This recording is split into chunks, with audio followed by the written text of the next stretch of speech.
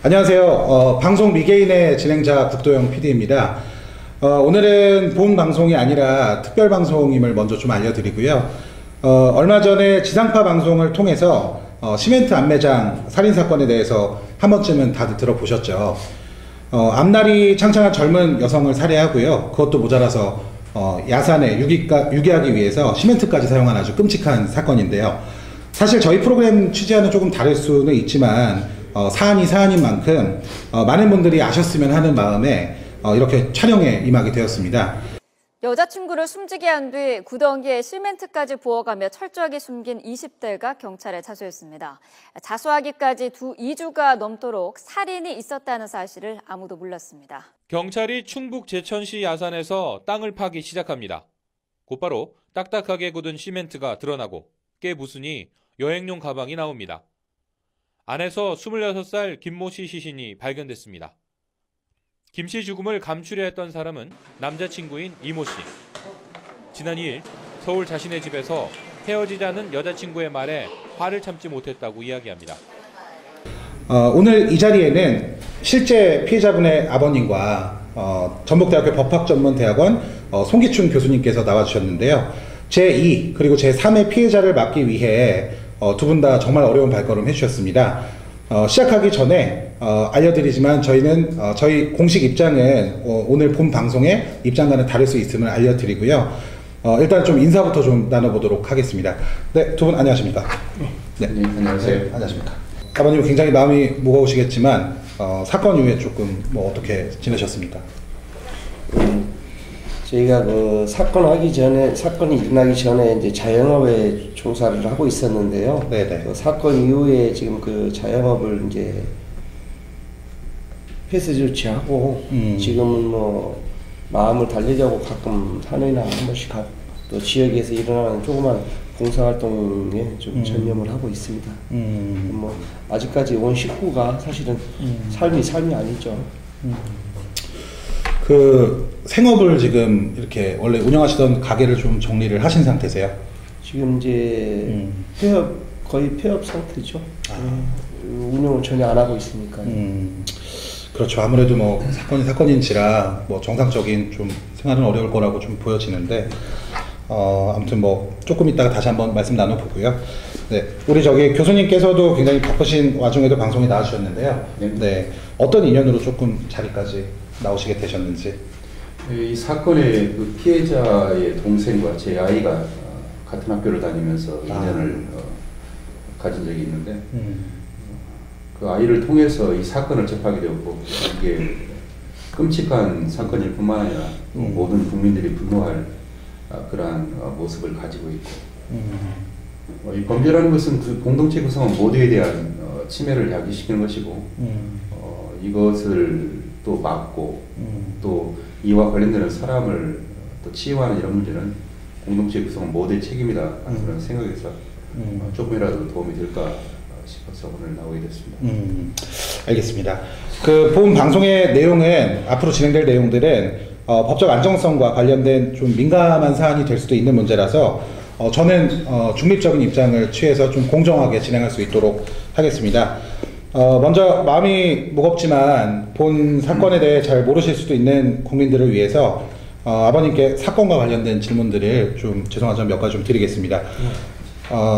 범인이 이제 가해자가 헤어지자는 말에 우발적으로 좀 범행을 감행했다고 알려졌는데요. 우리 따님께서는 평소에 좀 어떤 성격의 소유자셨습니까? 우리 아이는 되게 좀 독립심이 강하죠. 독립심이 강하고 좀 끊고 맺는 성격이에요. 그래서 무슨 일이 있으면 저에게 많이 좀 의논도 하고 이렇게 하는 아이였는데 네. 이번 그 범인과 관련해서는 사실은 한 번도 저에게 어떤 이런 방구 해본 적이 없습니다. 언급이 아예 없었다. 예, 전혀 없었고 나중에 보니까 이제 아이 성격상 네. 아마 사귀다가 마음에 안 드니까 나 너하고 헤어지자 아마 충분히 그럴 수 있는 아이의 성격은 예, 아마 그래서 이와 같은 범행이 일어나지 않았을까 싶네요. 그러면 뭐 범행 자체는 우발적으로도 볼 수 있는 부분이 있긴 있네요. 근데 이제 나중에 사건 상태를 이렇게 나중에 저희가 좀 보면서 조금 여러 가지 저희들이 생각할 때 좀 의심스러운 부분이 있어요. 사실은 저희가 판단할 때는 물론 뭐 그날 이렇게 술을 먹고 이렇게 죽였다라고 했지만 만나서 술 먹고 이렇게 한 것은 뭐 한 8시 9시쯤이나 막 이렇게 술 먹은 것 같아요. 근데 죽인 것은 11시 한 반 정도, 밤 11시 반 정도에 이렇게 살해한 것으로 돼 있는데 그것도 우리 아이가 집에 들어가서 잠들은 이후에 쫓아가서 목줄라 살해한 것으로 돼 있는데 그렇다면 뭐 우발적이라는 것은 그 자리에서 같이 어떤 말다툼을 한다든지 하다가 그 자리에서 뭐 이 구타를 한다든지 아니면 어떤 그 화를 참지 못해서 죽였을 때 그게 우발적인 것이지 여기서 이야기하다가 싸우고 나가지고 그 뒤에 또 쫓아가서 잠자고 있는 애를 가서 죽였다. 이것을 과연 우발적으로 볼 수 있는지 저는 그런 부분이 사실 상당히 의심스럽습니다. 그래 뭐 사건의 정황상 또 알려진 거하고는 좀 다른 부분이 있는 것도 같습니다. 그 가해자는 이제 사건 이후에 사실을 숨기기 위해서 피해자분의 휴대전화를 이용해서 가족분들에게 무려 9일 동안 약 50여 차례 연락을 했다고 하는데요. 피해자분이신 척 하고요. 다시 생각해도 굉장히 좀 의도적인 행위잖아요. 근데 당시에는 조금 뭐 이상한 점은 못 느끼셨습니까?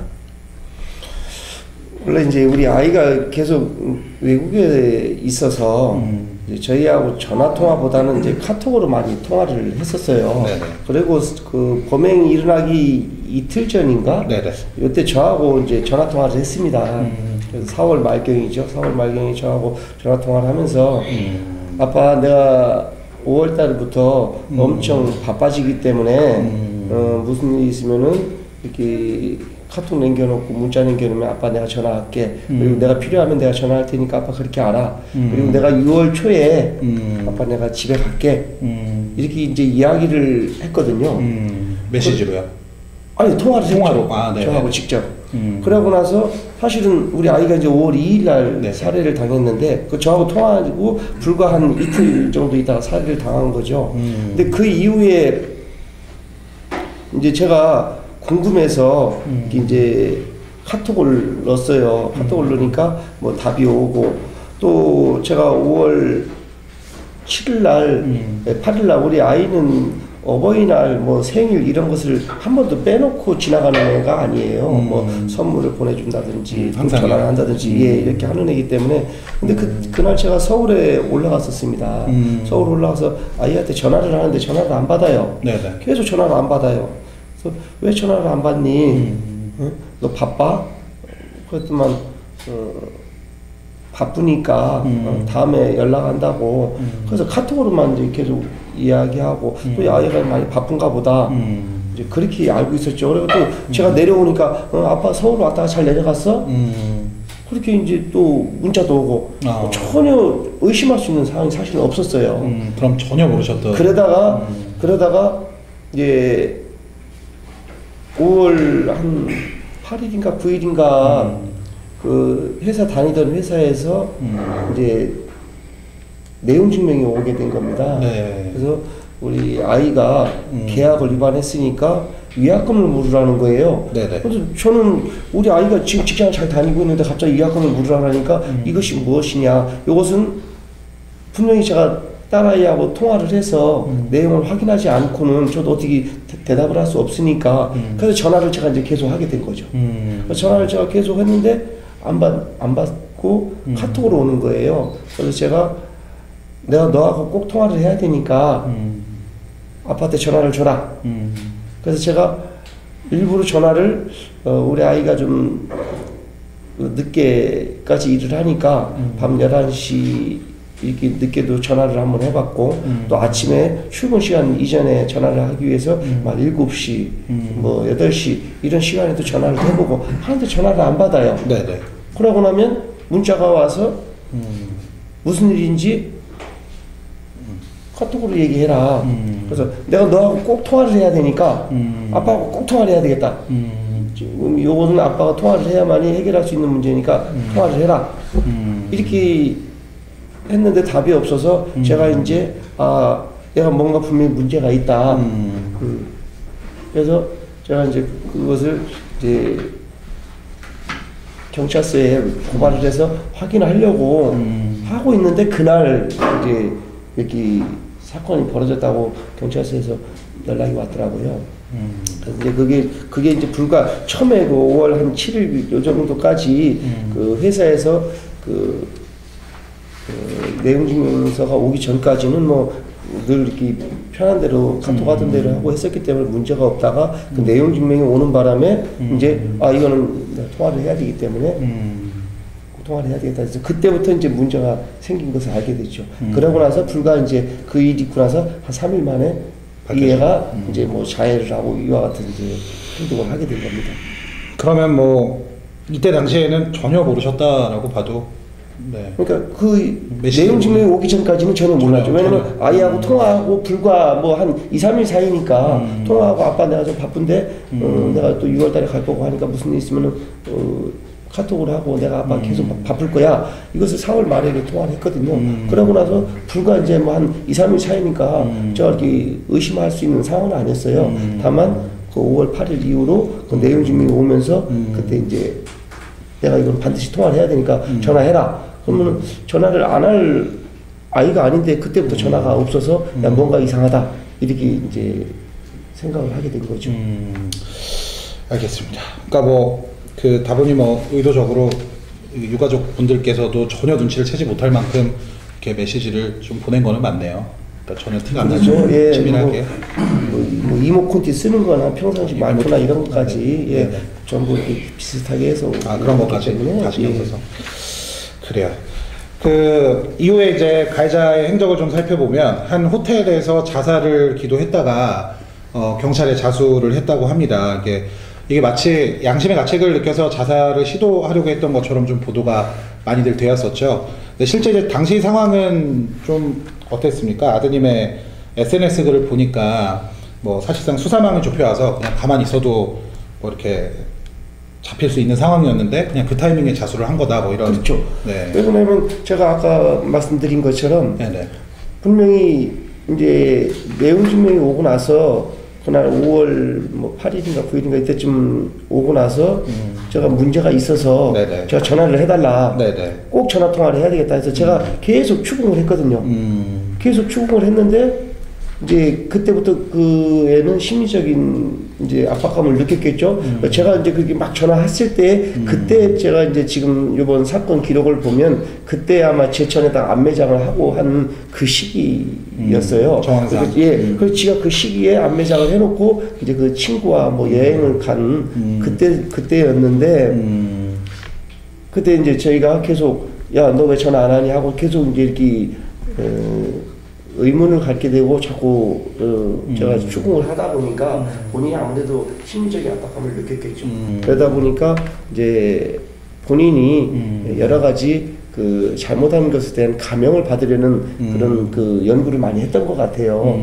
인터넷이나 이런 걸 보면 여러 가지 상황이 있다 보니까 그래서 그런 이제 본인이 저는 자해를 뉘우쳐서 한 게 아닌 하나의 소동이라고 보고 있어요. 그러면 자해를 한 사람이 가서 칼로다가 손목 긋고 가서 지혈하고 있으면서 경찰서에 전화하고 119에 전화해서 빨리 와서 나 이 손목 걷는데 다 아프 죽겠으니까 빨리 오라고. 그것은 자해가 아니죠. 그래서 정말 자기가 뉘우치고 죽으려고 했으면 그렇게 하면 안 되죠. 그 뭐 지금 말씀하신 내용은 공식적인 뭐 수사 기록을 토대로 말씀하셨다기보다는 그냥 정황상 이렇게 드러나는 얘기를 하시는. 이 지금 내용은 수사 기록에 나와 있는 거예요. 그래서 그 경찰서에 신고하고 이렇게 했다는 사항은 다 나와 있는 겁니다. 저희도 몰랐어요. 그러니까 그 나중에 그 사건 기록 얘기 들으면서 알게 된 거지. 예. 저는 지금 그 애를 한 번도 본 적도 없고 얘기 자체를 한 번도 못 본 상태에서 애가 죽고 나서 그 뒤에 뭐 올라가서 한 15일 만에 저 올라가서 애를 뭐 사체를 봤기 때문에 그 내용은 전혀 모르죠.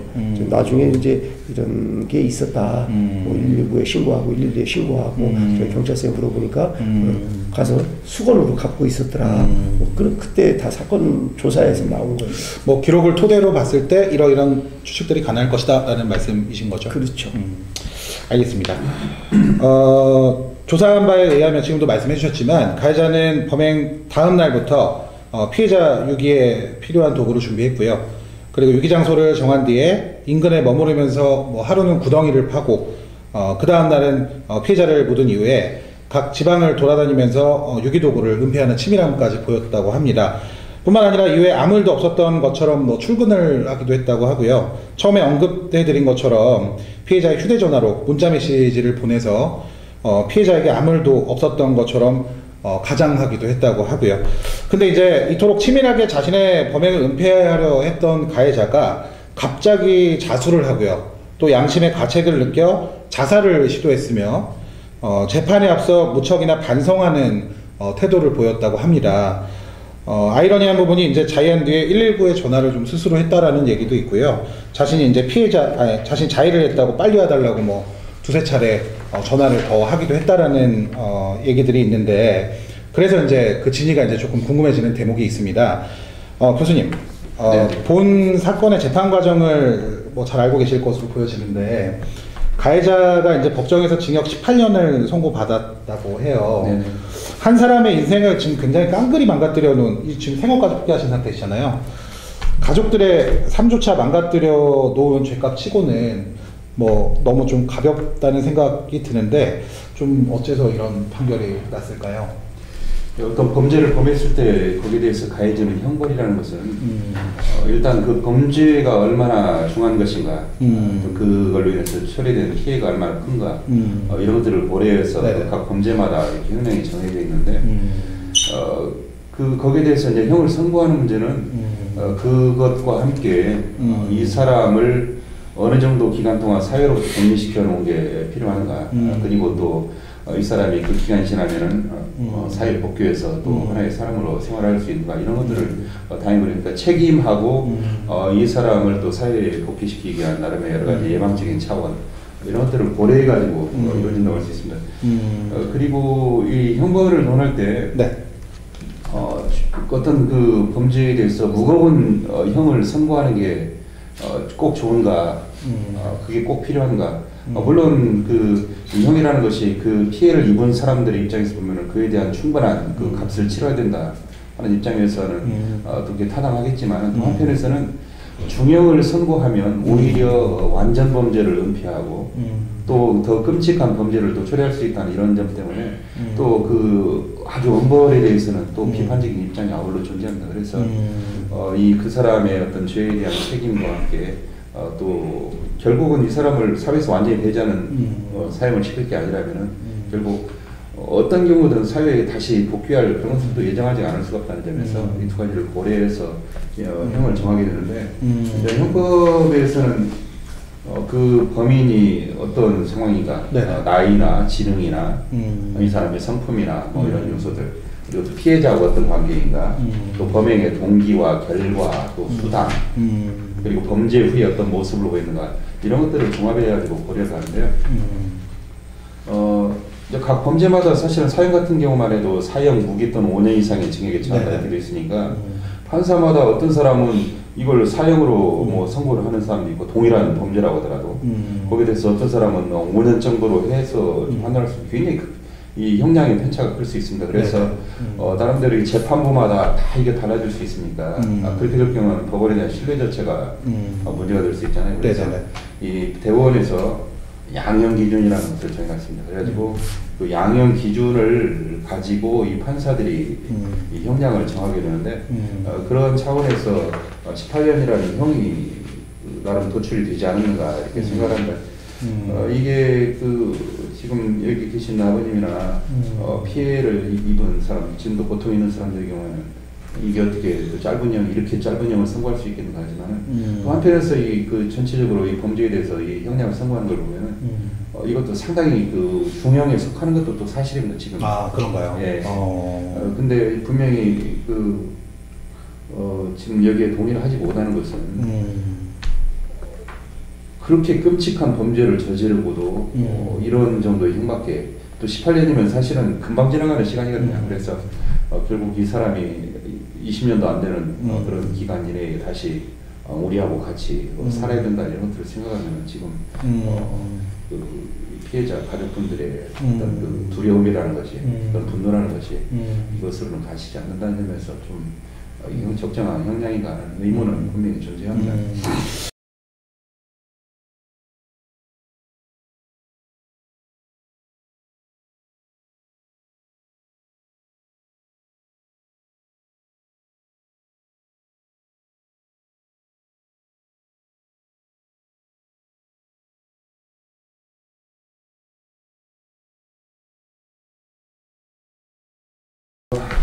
그 대법원의 그 양형 기준에 따르면은 네네.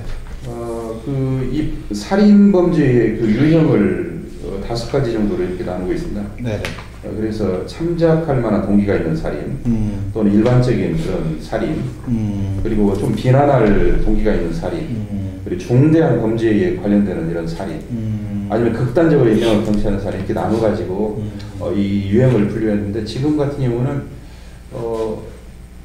그 제2유형에 해당되는 보통 동기 살인, 그러니까 막 화가 나가지고 욱해서 아니면 막 우발적인 예, 그런 유형의 어떤 그 살인 행위라고 이렇게 분류를 했을 것 같아요. 좀 비난할 만한 동기가 있는 살인이라고도 볼 수가 있는데 이 여기에 보면은 특정 범죄 가중처벌법상의 보복살인이나 아니면 금전이나 불륜이나 조직의 이익을 목적으로 하는 살인, 아니면 다른 범죄를 실행하기 위한 살인, 아니면 범죄를 발각되지 않으려고 하는 이런 살인, 아니면 무작위 살인, 뭐 이런 것들이 비난 살인이거든요. 그러니까 거기에는 해당되지 않는 것 같고, 그래서 기본적으로 제2유형의 보통 동기 살인이라고 이렇게 분류를 했을 것 같다는 그런 생각이 듭니다. 근데 여기에 이제 유형을 정리하고 그 다음에 여기에서 고려하는 것이 또 양형을 하는데 여러 가지 그 요소들을 양형 인자라고 이렇게 얘기를 하고 있습니다만 양형 인자를 또 얘기를 하는데 뭐 여기도 범행 가담에 특히 참작할 사유가 있는 경우 피해자가 유발을 했느냐, 계획적이냐, 또 범행에 취약한 대상에 대해서 한 범죄냐, 범행 수법이 잔혹하냐, 그다음에 뭐 여러 가지 상해 정도 네네. 뭐 이런 것들 가지고 이제 그 가중을 하거나 변경을 하거나 이런 부분인데 이 사안 같은 경우는 범행에 취약한 피해자에 대한 문제다. 그리고 잠든 사이에 피해자가 또 여성이고 그 다음에 이 가해자와 이 피해자 사이에 일정한 그 신뢰관계가 있었기 때문에 상대방이 전혀 그에 대한 어떤 범행을 할 것이라는 예상을 할 수 없는 이런 상태에서 이루어진 범죄라는 점에 있어서는 가중적인 그런 그 판단을 할 수가 있을 것 같고 여기에 대해서 또 사체를 유기하는 그런 결과를 또 나왔다. 그 사체 유기 방법이 굉장히 잔혹하다. 그리고 이 피해 회복을 위해서 노력하는 그런 행위가 없었다. 그리고 이 사건 이전에도 지속적으로 구타 폭행이 있었다. 이런 점들은 일단 그 형량을 가중하는 그런 요소로 적용할 것이고 지금 아마도 그 법원에서 자수를 했다는 것에 대해서 뭔가 감경을 하려고 하는 그런 태도를 가진 것 같아요. 아니면은 자수에 대한 그렇죠. 예, 아니면 우발적이다. 또 술을 마셨다. 그리고 그 다음 날 뭐 보니까 자기가 그런 행위를 했을 거라는 정도로 뭐 어떤 그 행위에 대해서 전혀 자기가 통제를 못하는 상황이었다. 이런 걸 가지고 아마 감경적인 요소로 생각하지 않았을까 싶은데 지금 그 아버님 말씀처럼 이게 과연 자수일까? 그렇죠. 자수는 임의적인 감경 요소로 되어 있거든요. 근데 판례가 좀 태도가 애매한데 자수라는 것은 원래 정말 그 범죄자가 피해를 입힌 데 대해서 뉘우치고 이 수사기관에 그 자신의 범죄 사실을 신고하는 이런 행위를 안 한다고 해야 되는데 또 판례에 따라서는 그렇지 않은 경우가 있습니다.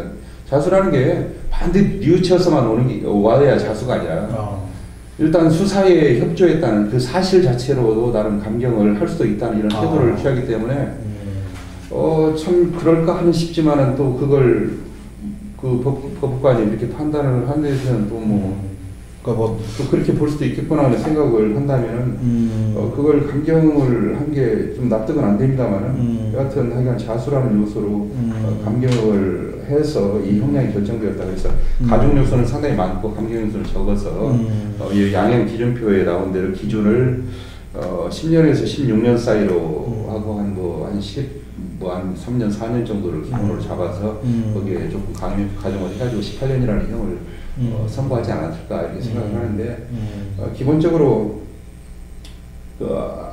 알코올을 먹고 이 범죄를 범했다는 이런 것들이 옛날에 어떤 판사가 나중에 변호사가 되어서 쓴 책이 있는데 거기에 피고인에게 술을 먹여라 하는 그런 제목의 책이 있습니다. 피고인에게 술을 먹여라.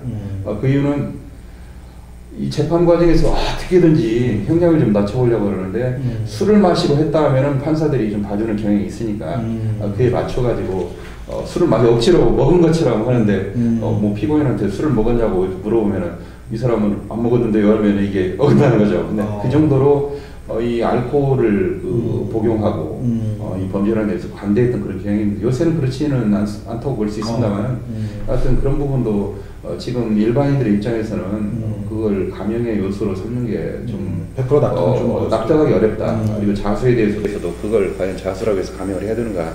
그래서 좀 더 중형의 선고가 가능할 부분은 있고 이런 부분에서 뭐 언제 또 이 법원에 있는 판사분하고 한번 얘기했는데 이건 조금 더 선고할 수 있는 사안일 것 같은데 뭐 하여간 그 담당 법원의 판사 그렇게 했으니까 볼 수도 있지 않겠냐고 얘기하는 걸 들은 적은 있습니다.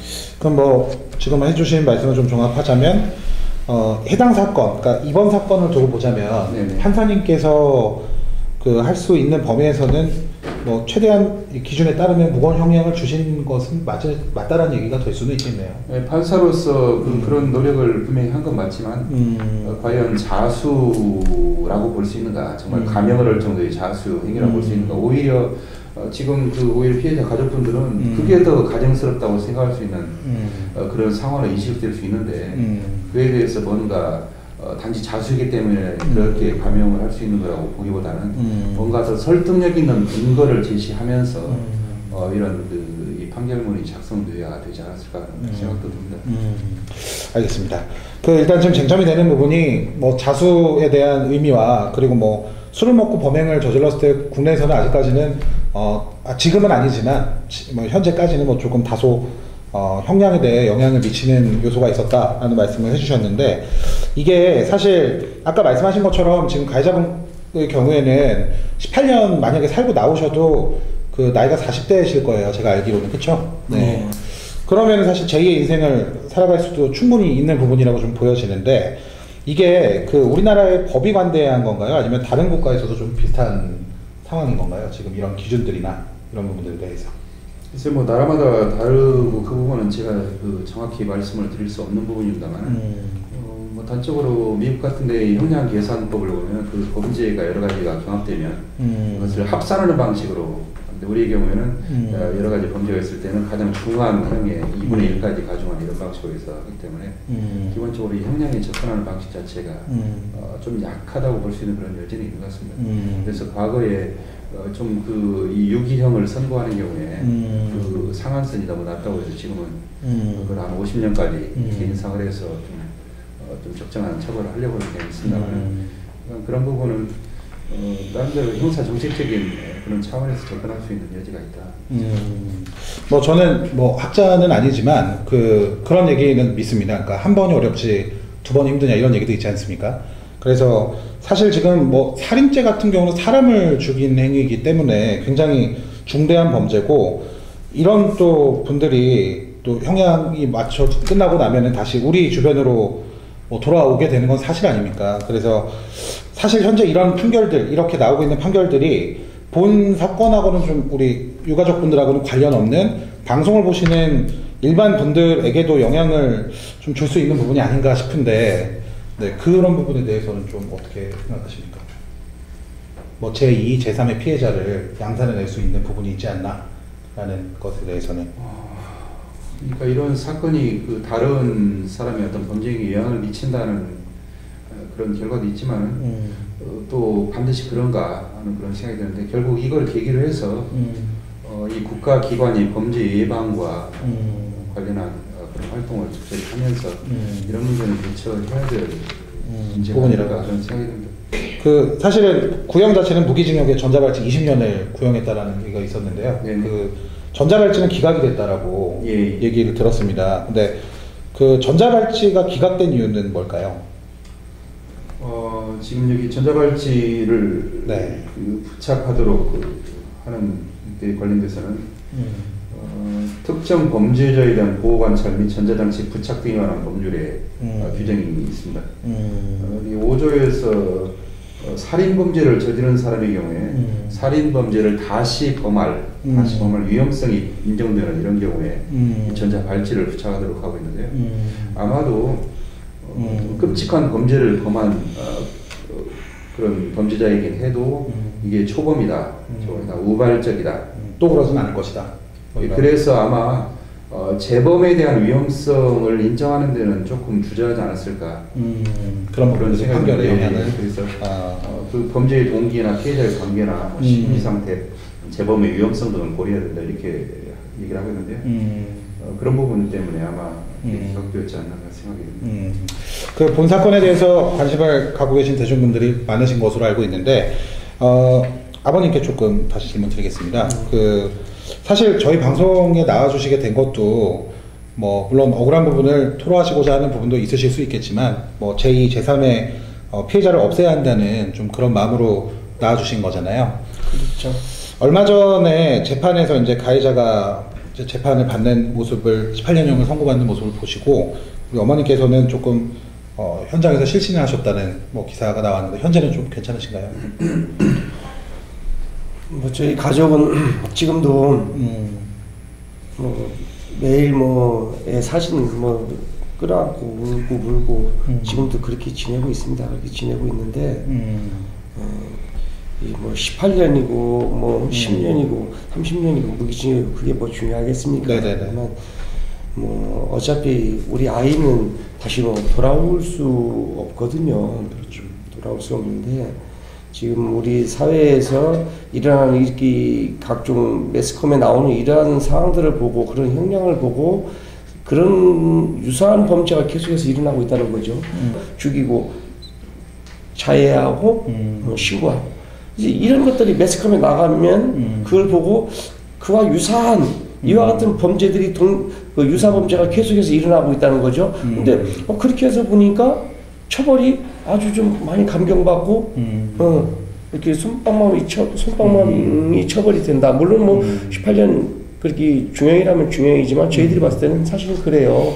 어찌 보면 지금 뭐 성폭행을 저지른 이런 범죄라든지 또는 아니면 경제사범보다도 사실은 더 약한 처벌을 받는 경우거든요. 어떻게 사람의 목숨이 그와 같은 그 단순히 이런 경제범들보다도 더 덜 받을 수 있는가? 그 돈보다도 값어치가 안 되는가? 그것도 미래가 아직 그 한참 남아있는 그 20대 이런 젊은 아이를 이렇게 사지로 내몰고 또 이러한 살인범죄라는 것은 단순히 그 사람만 그 죽인 것은 아니라고 봅니다. 지금 그 아이는 우리 아이를 죽인 것뿐만이 아니고 우리 우리 그 가정 전체를 사실은 그 무너뜨린 거거든요. 우리 이제 그 아직 그 근데 우리 딸 군복무 중에 있는 우리 아들이나 우리 딸은 지금도 그때 그 생각을 하고 막 그 어떤 때는 막 환청도 들리고 막 한다고 그래요. 아이들이. 그래서 한동안은 또 이렇게 공부하는데 그 자기가 몇 년 동안 공부했던 강의실을 못 찾아가지고 막 헤맨 적도 있고 그렇다고 합니다. 그래서 이것이 그냥 단순히 한 사람을 죽인 것이 아닌 그 가정 전체를 무너뜨리고 하는 건데 이와 같은 그 범죄가 계속해서 자꾸 이런 지역에서 우리나라에서 일어나면 되겠는가? 그래서 저는 이러한 그 유사범죄 또는 동중범죄가 두 번 다시 일어나지 않게 하기 위해서는 이러한 그 범인들에 대해서 강력하게 처벌함으로써 나도 잘못하면 저와 같이 큰 처벌을 받을 수 있구나. 그래서 더 조심하게 된다는 거죠. 나 그냥 누구 단순히 하나 뭐 두들겨 패서 죽이고 어디 뭐 잠깐 갔다 내가 한 10년 살다 오면 되지. 너 내 10년 후에 나와서 한번 두고 보자. 그러면 오히려 그 피해자들은요 더 막 그 두려움에 떨게 되고 야 제가 앞으로 10년 후에 나올 텐데 그 다음에 또 나에게 얼마나 또 피해를 와서 줄까. 오히려 더 고통 속에 산다는 거죠. 그래서 저는 그런 것들 때문에 어떤 그 크게 누가 봐 우발적인 법 저도 이해를 합니다. 내가 같이 이야기하다가 어떻게 좀 한 대 때렸는데 뭐 부딪혀서 이렇게 죽었다든지 그러면 이해를 해요. 예, 그런 거 충분히 그럴 수 있다라고 생각합니다. 그러나 이렇게 쫓아가서 잠자고 내려가서 목졸라 죽이고 뭐하고 그 다음에 막 며칠에 걸쳐서 범행도구를 준비해서 사체를 유기하고 이렇게 했는데 그냥 뭐 우발적으로 술 먹었다. 자수를 했다. 네, 자수를 했다. 그래서 그냥 한 몇 년 살고 나오면 그것을 보고 있는 우리나라의 많은 사람들이 뭐 별거 아니네. 사람만 죽여도 별거 아니네. 이렇게 갈 수 있다는 거죠. 그래서 저는 지금 우리 애를 죽인 그 사람 그의 그 범인뿐만이 아닌 우리 사회에 전체적으로 좀 경각심을 주는 차원에서라도 반드시 그 범인에 대해서 좀 더 무거운 그러한 그 형량이 맞지 않나? 부여돼야 되지 않는가 이렇게 생각하는 겁니다. 저는 우리 딸아이 때문에 이러는 것이 아니에요.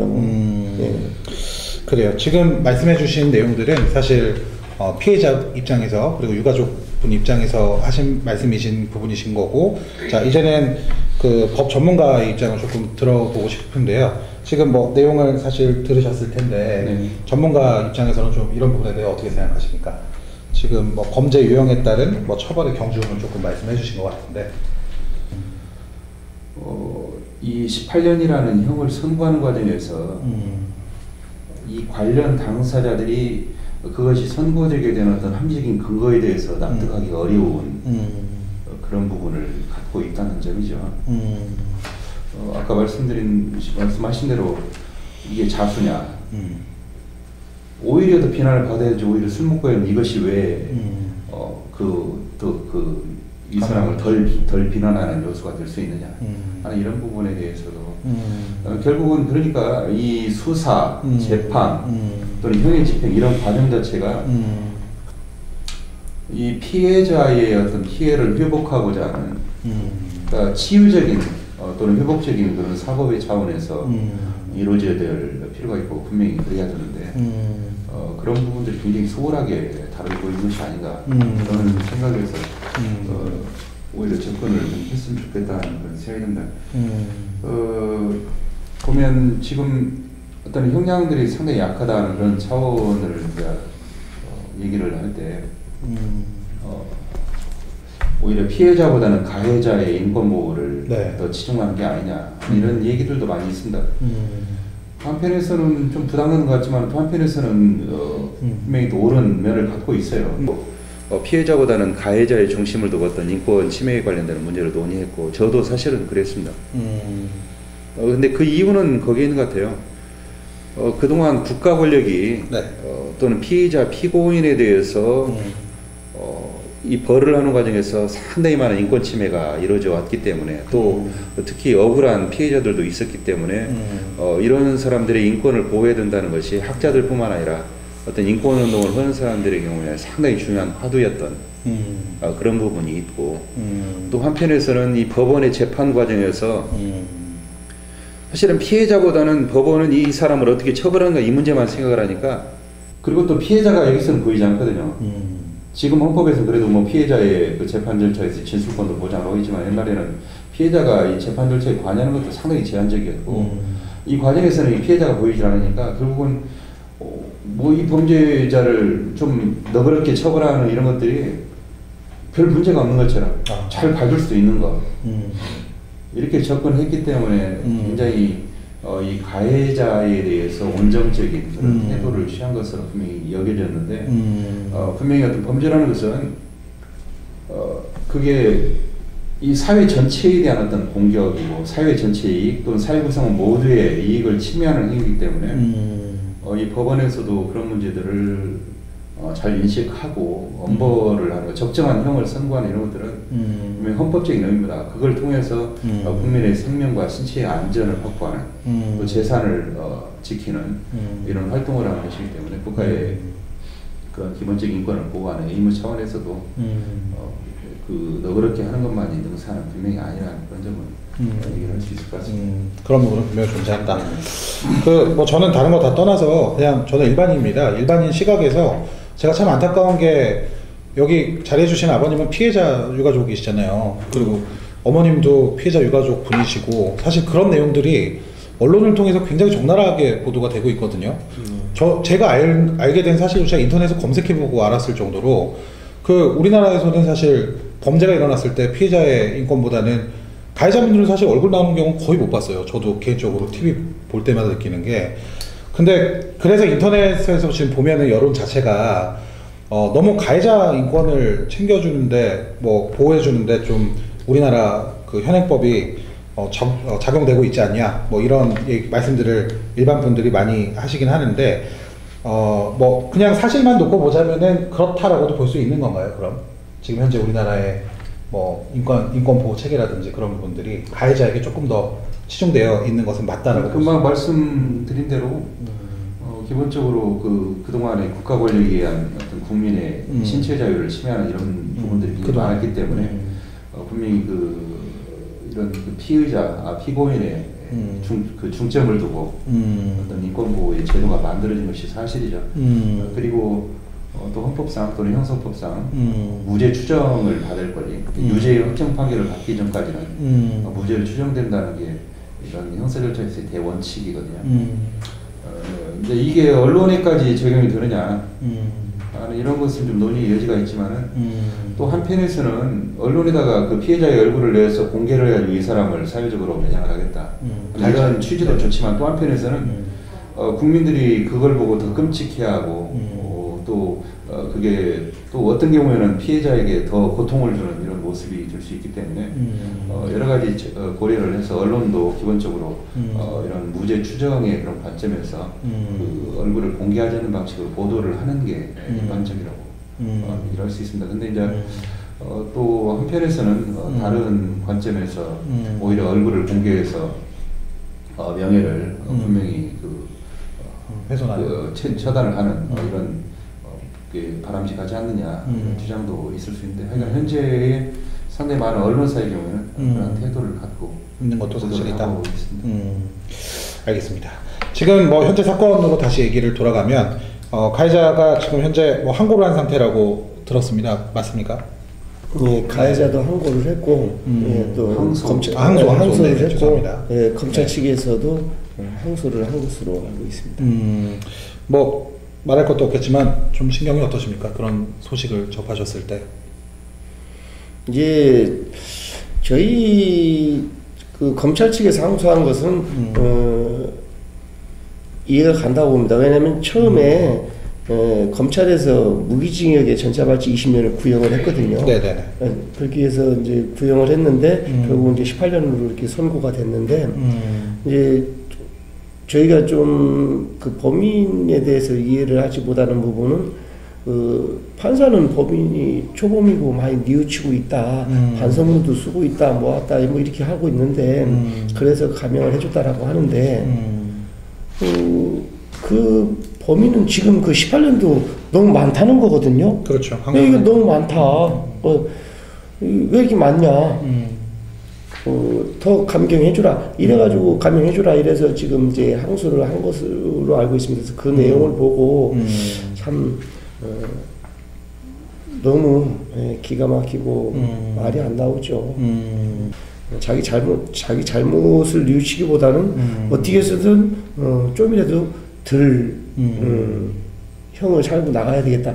여기에만 생각을 하고 있는 것 같아요. 제가 좀 가장 가슴 아팠던 것들이 사실 그래요. 처음에 그 범인이 조사받고 하는 과정에서 나중에 이제 그 재판받는 과정에서 이게 국선 변호인을 이제 선임을 해줬어요. 처음에 집이 좀 가난하고 어렵다 이렇게 해가지고 국선 변호인을 선임을 이제 해줬습니다. 그런데 그 범인이 국선 변호인을 해임을 했어요. 중간에. 그래서 이거 본인이 좀 뭔가 뉘우치고 나는 그냥 이게 내가 어떤 변호인의 도움받을 필요도 없다. 나는 그냥 내가 잘못했으니까 나는 여기 법에 따라서 심판을 받겠다 이렇게 생각을 했어요. 아 그래도 일말에 뭐 좀 뉘우치는 게 있구나.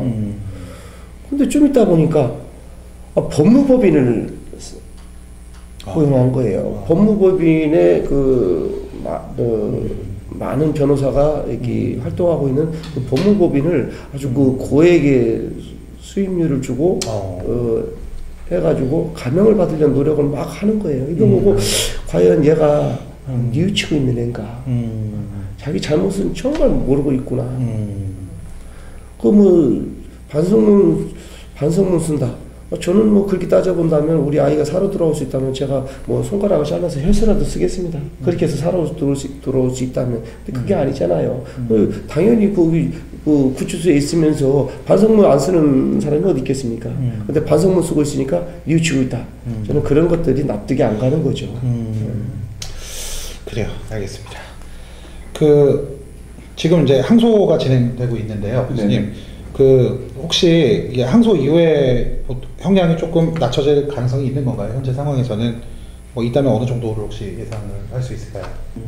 여러 가지 그 양형에 관련되는 요소들을 고려해 보면은 낮춰질 것 같진 않아요. 낮춰질 것 같진 않아요. 오히려 거기에 대해서 더 신중하게 판단을 하지 않을까라는 생각이 들었었는데, 근데 또 이 재판이라는 건 법원의 판사가 또 어떤 분이냐, 또 어떤 점을 또 중점적으로 보느냐, 또 그리고 이분들의 어떤 개인적인 경험이나 이런 데 관련돼서 또 어느 쪽에 더 호의적인 그런 입장을 가질 수도 있기 때문에 그에 대해서는 장담하기는 어렵다는 생각도 듭니다. 알겠습니다. 사실 본 방송의 목적은요, 이 유가족분의 피해 사실을 알리는 데 초점을 두기보다는 요즘에 이제 강력범죄가 너무 많아지고 있지 않습니까? 그래서 뭐 법적 기준이 강화돼야 되는 거 아니냐, 뭐 이런 여론들도 많이 올라오고 있는 것도 사실인데, 실제 우리 피해자분을 모시고 또 법률 전문가분을 모시고 이런 부분들에 대해서 좀 앞으로 나아갈 길에 대해서 좀 우리가 어떤 시각을 가지고 좀 대처를 해야 될 것이냐라는 부분을 조금 전달을 해드리고 싶었습니다. 아버님 그리고 교수님, 저희 끝으로 국민 여러분들께 하고 싶으신 말씀 있으시면 뭐 주제는 뭐 상관없습니다. 네, 사건 관련된 말씀하셔도 되고요. 마지막으로 좀 한마디씩 해주신다면 감사드리겠습니다. 네, 먼저 아버님부터. 저는 이번 사건을 제가 직접 겪으면서 저는 사실 저도 많은 매스컴에서 여러 사건을 접해왔습니다. 네, 일반인 입장에서. 그렇죠. 그때 저는 관심을 안 가졌거든요. 왜? 남의 일이었기 때문에. 남의 일이었기 때문에 관심이 없었습니다. 저한테 이런 일이 벌어질 것이라고는 정말 꿈에도 생각해 본 적이 없거든요.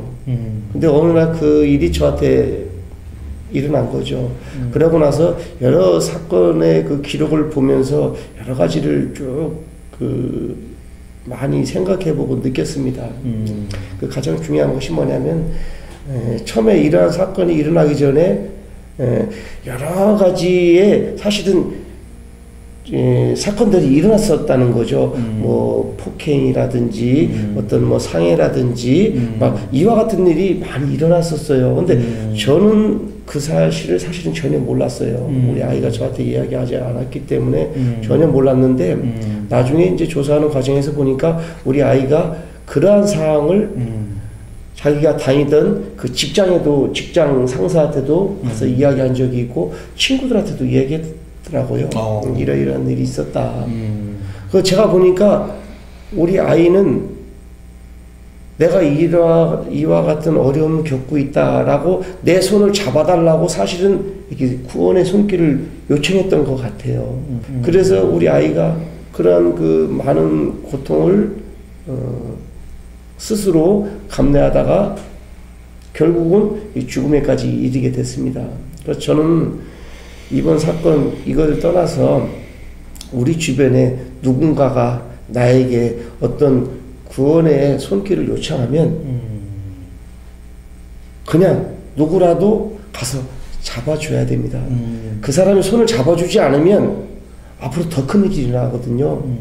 근데 지금 대부분 우리나라 법이 그 단순한 그러한 이런 폭행이나 이런 상해나 또는 뭐 공갈 협박 이런 것들을 가지고 구원의 손길을 주면 그 그런 그 가해자가 결국은 뭐 집행유예 또는 뭐 벌금형 아니면 뭐 이렇게 훈방 이런 식으로 대부분 조치가 됩니다. 그러다 보니까 그 사람이 제2의 제3의 나에게 어떤 그 보복을 할지 모르니까 거기서 다 피해가거든요. 근데 사실은 그것을 당하고 있는 그 사람은 자기 그 두려움이나 그 사람의 공포나 이런 것을 이루 말할 수가 없을 거예요. 우리 아이가 그런 고통을 겪었다는 걸 생각하면 저는 그게 너무 가슴이 아파요. 우리 주변 사회에서 이런 것이 좀 잘못되지 않는가. 제가 좀 드리고 싶은 말씀은 우리 주변에 누군가가 나에게 그와 같이 도움의 손길을 요청할 때 얼른 손을 잡아주라. 얼른 손을 잡아주라. 그런 거고요. 좀 이와 같은 범죄가 강력 범죄가 이 땅에 두 번 다시 일어나지 않게 하기 위해서는 정말로 그 법의 엄중함을 보여줘야 되지 않느냐. 분명히 잘못하면 잘못한 만큼 처벌을 받아야 된다고 생각합니다. 알겠습니다. 우리 교수님께서는 어떤 말씀을? 오늘 뭐 여기에 제가 제 3자로서 왔다기보다는 어쩌면 이 사건이 우리가 살고 있는 이 사회 모든 사람들에게 관련이 되었다는 생각이 듭니다. 결국은 이걸 통해서 모든 사람들이 불안하게 되고 또 어떤 공포도 느끼게 되고 그렇기 때문에 이것은 모든 구성원들에 대한 범죄이고 이걸 적절하게 해결하는 것을 위해서 많은 국민들이 좀 관심을 가졌으면 좋겠다 그런 생각이 들고요. 어쩌면 이 과정에서 제일 아파하는 것은 아마 그 부모님과 그 가족들이 아닌가 싶은데 어쩌면은 이 재판에서 아무리 그 높은 중형이 선고된다고 하더라도 그게 해결되기는 어렵다는 생각이 들어서 참 안타깝습니다.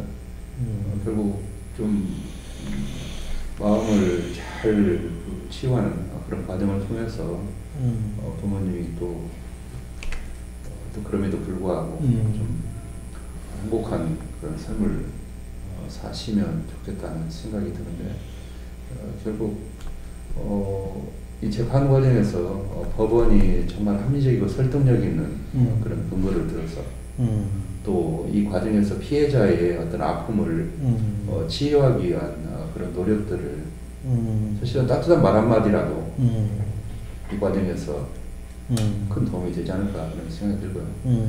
주변에 계신 분들도 이 사건에 관심을 가지고 우리가 사는 이 사회를 아름답게 좀 더 낫게 만드는 과정이라는 점에서 적어도 관심을 가지는 것만으로도 의미가 있지 않는가 그런 생각이 듭니다. 좋은 말씀 감사드리고요. 제가 그냥 좀 적나라하게 좀 여쭤보면 사실 처음에 이게 이제 매체를 타고서 사건이 국민들에게 알려졌을 때 그때 굉장히 많이 이슈가 됐었잖아요. 그때 당시에. 근데 지금 현재는 제가 느끼기도 사실 관심이 많이 줄어들었다라는 생각이 좀 드는데 우리 유가족분께서 느끼시는 체감은 더 크시죠? 뭔가 이제 너무 많은 사건들이 일어나다 보니까 잊혀지고 이렇게 관심이 없고 제가 아까 말씀드린 것처럼 내일이 아니고 단순히 매스컴에 나왔던 사건이고 남의 일입니다. 그러니까 잊혀지는 것 같아요. 근데 우리 아이가 이제 5월 2일 날 이렇게 죽임을 당했는데 그럼 지금 한 6개월 정도 됐지 않습니까? 6개월 됐는데 이미 이제 우리 많은 국민들의 그 뇌리에서는 사라지고 있어요. 옛날 그런 일이 있었지. 그랬구나. 이 정도라는 거죠. 근데 예전에 우리 아이가 이제 공부했던 미국에서는 아마 지난달에 그 여성 안전주간이 아마 있었던 것 같아요. 그래서 거기에서는 그때 같이 공부했던 그런 여러 단체들 또는 그런 모임들에서 비록 한국에서 일어난 거지만 이러한 사건이 우리 지역에서도 일어날 수 있다. 우리가 이런 일에 대해서 어떻게 대처를 강구해야 되느냐 해가지고 일주일 동안 각 대학별로 같이 세미나도 하고 모임도 하고 또 우리 아이를 추모하는 그런 그 촛불 집회도 하고 촛불 집회. 예, 이런 일이 쭉 있었습니다. 지난달에 그때 이제 사고가 났을 때도 그런 촛불 집회나 이런 게 있었는데 지금도 잊지 않고 같이 다시 한번 생각해주고 그 아픔을 어떻게 해서든 그 피해자들 그 가족들의 아픔을 그 덜어줄까 하는 노력을 막 하려고 하는 그런 것도 있고 이것을 계기로 두 번 다시 이렇게 일어나면 안 되겠다 이런 사건이 그래서 다시 한번 생각하고 하는데 우리나라에서는 그런 것이 그냥 아무렇지도 않은 것처럼 잊혀지고 있다는 게 사실은 좀 많이 가슴이 아파요라고 아까 교수님도 말씀하셨지만 우리나라에서 그냥 그 피해자는 모든 것이 그냥 자기 몫이에요. 피해자 그냥 전체 그냥 몫입니다.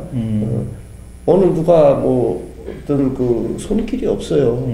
가해자에 대해서는 뭐 어떻게 뭐 도와주려고 하는 노력도 있고 이 사람이 다시 살아나서 올바른 길을 가게 이렇게 해주려고 하는 이런 교육도 시키고 막 여러 가지 노력들을 하지 않습니까? 네네. 근데 이 피해자들은 사실은 엄청 피해를 많이 입었고 가슴이 아프고 지금 사는 게 살인 게 아닌데도 그냥 잊혀지고 있는 거예요. 아주 지들이 알아서 하겠지.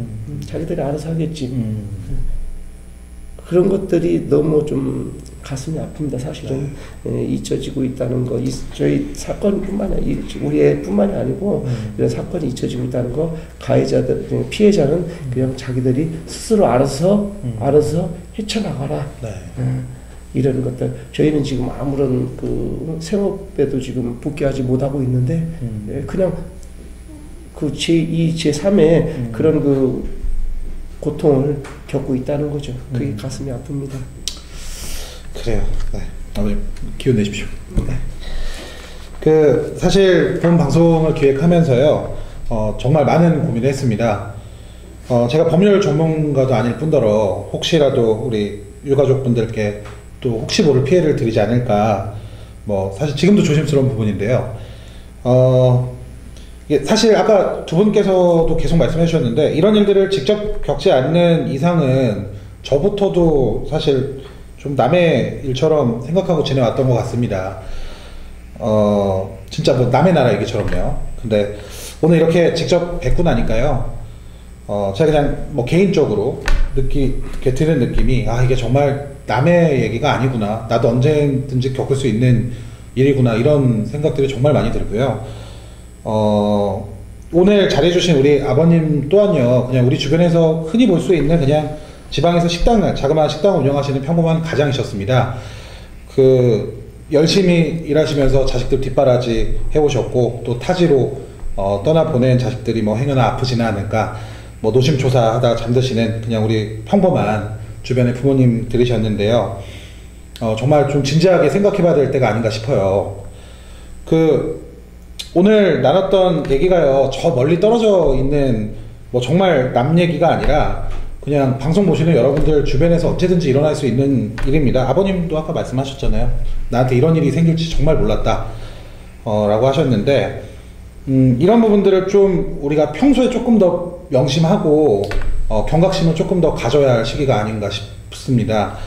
국민의 한 사람으로서 재판 결과 지켜보겠습니다. 우리 오늘 뭐 사건 소개를 해드리려고 방송한 건 아니지만 이 사건을 또 토대로 또 다른 뭐 강력 범죄들이나 이런 부분들이 조금 더 근절될 수 있는 그런 좋은 작용이 일어날 수 있기를 바라면서 오늘 방송 마치도록 하겠습니다. 오늘 잘해주신 두 분 진심으로 다시 한번 감사드리고요. 저희는 다음 방송, 오늘 이제 특별편이었는데 일반 방송으로 또 돌아가서 도전하시는 분들을 위해서 또 노력하는 방송이 되도록 하겠습니다. 네, 그러면 이만 마치도록 하겠습니다. 국민 여러분, 좋은 하루 되십시오. 감사합니다.